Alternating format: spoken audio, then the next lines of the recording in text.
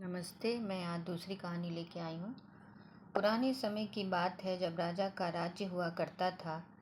एक राजा थे, उनके प्रजा के लोग बड़े प्रसन्न थे।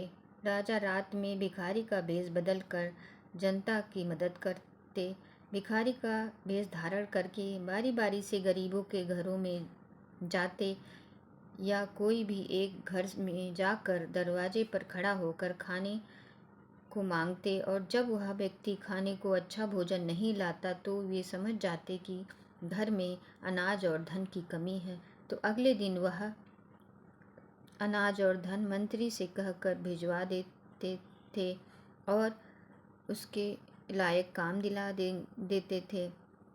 इसलिए राजा का राज्य बड़ा खुशहाल, खेत हरे भरे, बाग बगीचे फलों से भरे रहते, क्योंकि राजा भेष बदल कर उस का निगरानी करता था। एक दिन की बात है, राजा के नगर में दो औरतें झगड़ा करने लगीं। वे दोनों लड़ती और कहती कि ये बच्चा मेरा है। बच्चा बहुत छोटा था, लगभग 6 महीने का। अब वे तो कुछ बता नहीं पा रहा था। अब दोनों एक दूसरे की पड़ोसी थी। वे एक दूसरे से बहस कर रही थी कि बच्चा मेरा है। इस प्रकार लड़ते लड़ते शाम हो गया, पर यह नहीं तय हो पाया कि बच्चा किसका है। अब लोगों ने कहा, बहनों, आप यहाँ के राजा के दरबार में जाओ। वे बहुत न्यायप्रिय राजा हैं, वे आपका न्याय कर देंगे। औरतें ठीक कहकर अगले दिन राजा के दरबार में गई। मंत्री ने कहा, क्या फरियाद है?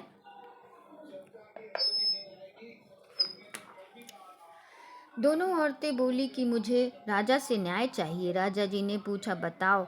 दोनों औरतें बोली, बारी बारी से बोली कि महाराज, ये बच्चा जो मेरी गोद में है यह मेरा है, मेरा बच्चा है। ये मेरी पड़ोसी मेरा बच्चा अपना बता रही है। तुरंत दूसरी औरत बोली, नहीं महाराज, ये बच्चा मेरा है, इससे मेरा बच्चा चुरा ली है। मैं सुलाकर काम कर रही थी,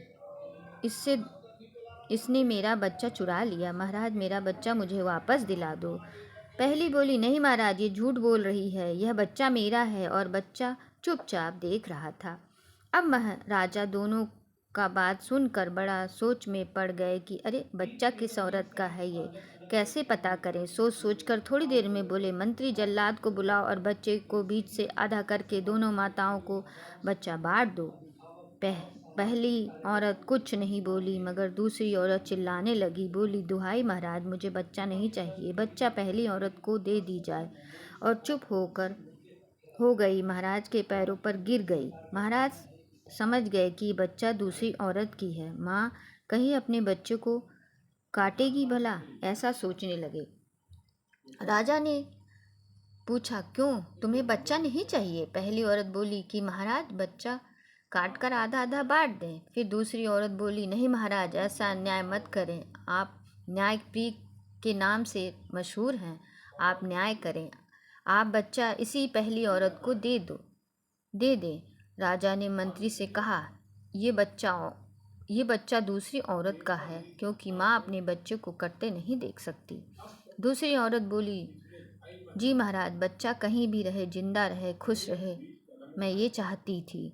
राजा ने इस प्रकार बच्चा दूसरी औरत को दिलवा दिया और पहली औरत को जेल में डाल दिए। क्या आप बता सकते हैं कि राजा का नाम क्या है? जी हाँ, उनका नाम मैं ही बता देती हूँ, विक्रमादित्य राजा।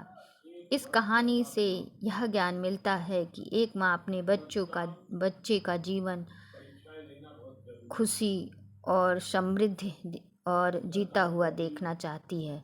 तो आप इस कहानी को लाइक डिसलाइक ज़रूर दीजिएगा और इसको बताइएगा कहानी आपको कैसी लगी और क्या इसमें सुधार करें।